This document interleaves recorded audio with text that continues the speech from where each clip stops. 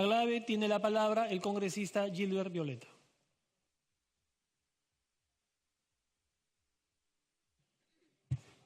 Gracias, presidente. Presidente, durante los últimos 15 años, diversos grupos parlamentarios y diversos parlamentarios han intentado sacar adelante la reforma de la bicameralidad.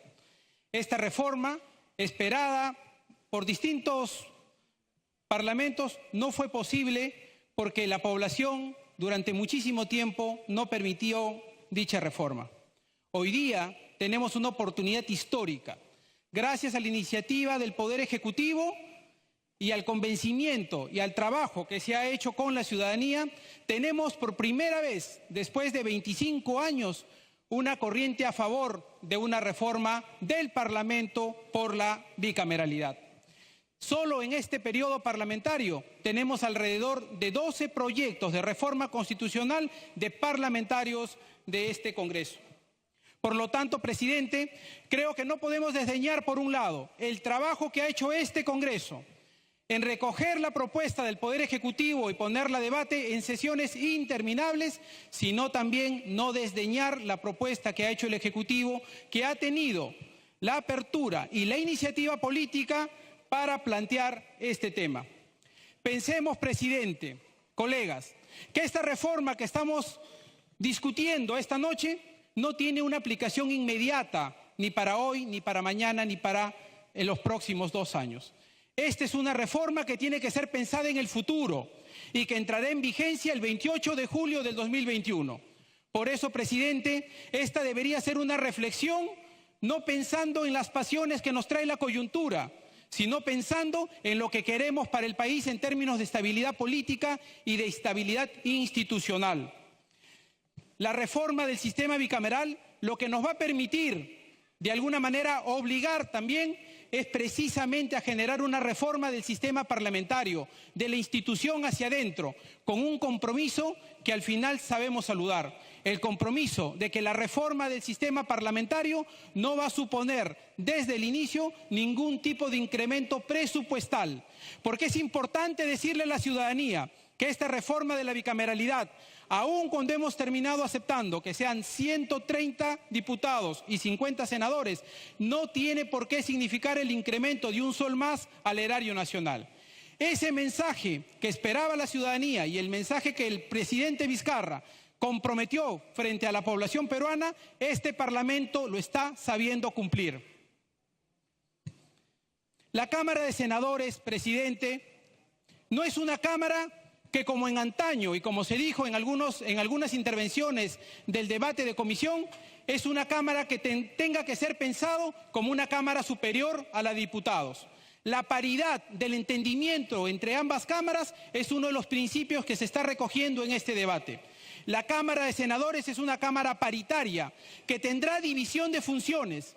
Tendrá, por ejemplo, iniciativas para reformas constitucionales, mientras que el control político recaerá en la Cámara de Diputados. Por lo tanto, presidente, no se trata de que será el cenáculo de los ilustres, de una élite o de los que más dinero tienen en el país. La Cámara de Senadores será una Cámara que, como la de diputados, reflexionará, pero en otro momento, para generar una mejor calidad de producción legislativa. Y en esto tenemos que ser enfáticos. Al final, con 32.000, 33.000 leyes que tenemos en el Perú, no se terminan de resolver los problemas. Gran parte del problema legislativo que tenemos no se resuelve por el número de leyes, sino por la calidad de la legislación que se pueda generar desde el Parlamento. Estamos garantizando, por otro lado, que la Cámara de Senadores tendrá una representación regional. Y más allá de haber sacado la fórmula del sistema electoral sobre cómo se eligen, queda claramente determinado que la representación regional tiene que ser recogida en la Cámara de Senadores. No habrá una región que no tenga al menos un senador. Una región que no tenga al menos un senador. Y en lo que corresponde a la Cámara de Diputados, por supuesto que se comprenderá un sistema basado en las regiones bajo el modelo que actualmente se utiliza para elegir a los parlamentarios.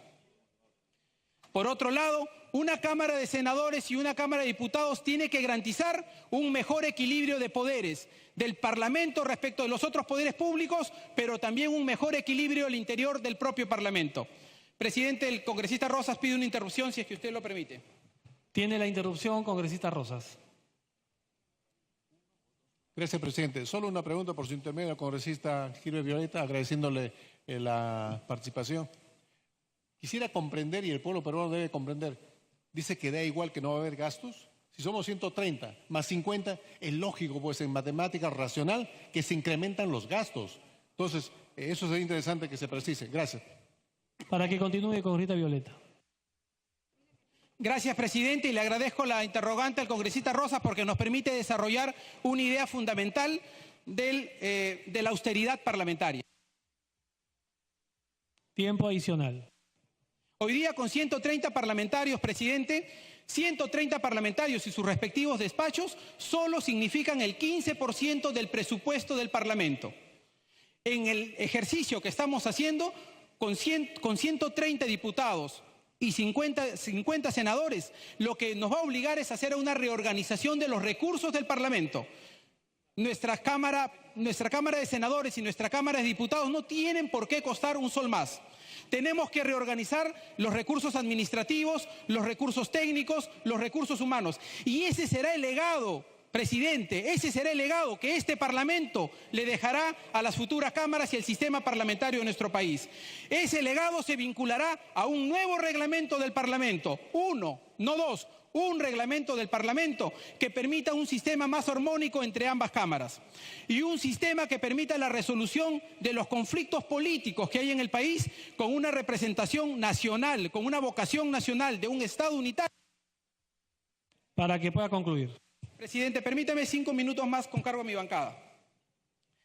Y a su vez una representación descentralizada que permita que una Cámara de Diputados también ejerza una representación de intereses concretos de cada una de las regiones. Y en ese sentido, además, incluimos un elemento adicional. El presupuesto general de la República no será de la aprobación exclusiva de una de las cámaras.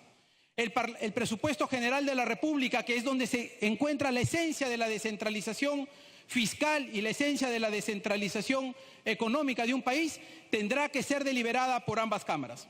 Encuentro, presidente, en estos elementos aspectos fundamentales que aseguran o que por lo menos nos permiten tener la esperanza de que un sistema bicameral puede significar una alternativa importante para el desarrollo de la democracia y del sistema parlamentario en el Perú. Sin embargo, presidente, también tenemos que señalar que guardamos no solo reservas, sino diferencias sobre un aspecto fundamental puesto en este dictamen de la Comisión de Constitución y se refiere precisamente a la cuestión de confianza. Días atrás hemos más bien tenido la suerte de sustentar en el Tribunal Constitucional la inconstitucionalidad de un reglamento, de una resolución legislativa de este Parlamento en relación a la cuestión de confianza. Y en los siguientes días vamos a conocer la sentencia que sobre este tema tiene que determinar el Tribunal Constitucional. Sin embargo, aún cuando efectivamente este Parlamento se está comportando bajo su capacidad de poder constituyente, lo cierto es que se establecerán criterios que hoy no son materia del consenso de este Parlamento. Por lo tanto, creo, presidente, nosotros vamos a presentar en esto no un dictamen en minoría, sino le vamos a alcanzar a la presidenta de la Comisión de Constitución un texto sustitutorio de los artículos 130 a 137 que han sido aprobados en relación a este tema. Y, por ejemplo, presidente, aspectos fundamentales que tienen que revisarse en relación a este tema tiene que ver con un aspecto advertido por el congresista Víctor Andrés García Belaúnde sobre la diferenciación entre el voto de confianza y la cuestión de confianza o la censura. Teniendo los tres los mismos efectos políticos, tienen naturalezas o orígenes distintos. Podemos mejorar esa figura y podemos recoger también lo que dijo el congresista Velázquez Quesquén, por ejemplo, que cuando se plantean las cuestiones de confianza, estas tengan que ser necesariamente motivadas, que no correspondan solo al capricho o a la determinación de un ministro, sino que hayan sido previamente acordadas en el Consejo de Ministros. Ambas ideas, presidente, nos parece que cuentan con racionalidad y con sustento técnico. Por supuesto que estamos dispuestos a recoger y aprobar dichas ideas. Sin embargo, no nos parece apropiado que se cercene la posibilidad de que las cuestiones de confianza se hagan sobre la base de normas propuestas por el Ejecutivo. Entendemos que no se deberían hacer cuestiones de confianza cuando se tratan de iniciativas. Le voy a hacer la misma precisión que le hice a la congresista Salgado. Le hemos dado 3 minutos más del tiempo de su bancada. Le vamos a dar 2 minutos más para completar como máximo 10 minutos por intervención, por favor. Gracias, presidente. Pero queremos diferenciar lo siguiente. Entendemos que no se deberían hacer cuestiones de confianza cuando un parlamentario presenta un proyecto de ley y el Ejecutivo intenta, a través de la cuestión de confianza, bloquear dicha iniciativa legislativa por una sencilla razón. Porque los mecanismos de pesos y contrapesos suponen que ante esa iniciativa con la cual el Ejecutivo no está de acuerdo, tiene la capacidad para observarla si es que ésta se convierte en ley. Pero lo que no debería ocurrir es que si es que el Ejecutivo tiene una iniciativa legislativa que se deriva de una política de gobierno, esta no puede hacer una cuestión de confianza para defender dicha iniciativa legislativa. Por lo tanto, se estaría cercenando en ese supuesto una competencia del Poder Ejecutivo la Constitución política también le reconoce la iniciativa legislativa. Presidente, tenemos no solamente que pensar en este momento, no en la coyuntura. Estas reformas, presidente, ni siquiera va a entrar en vigencia a efectos de aplicarse en este Parlamento. Estas reformas van a entrar en vigencia a partir del 2021. Y termino, para no extenderme más, con la siguiente, presidente. Hemos eliminado la posibilidad de que este Parlamento deje una gran lección al país: la alternancia y la paridad en la conformación de las listas políticas a efectos de acceder a los cargos públicos de elección popular. Sabemos que este es un tema que está hoy en la ley de partidos políticos, pero daríamos una gran lección y un gran mensaje al pueblo peruano si es que le dijéramos que podemos, este Congreso, aprobar la paridad entre hombres y mujeres, y que no solamente sea un discurso vacío, sino que sea un discurso con contenido político y determinación de este Parlamento. Gracias, presidente. Gracias, congresista Violeta. Tiene la palabra.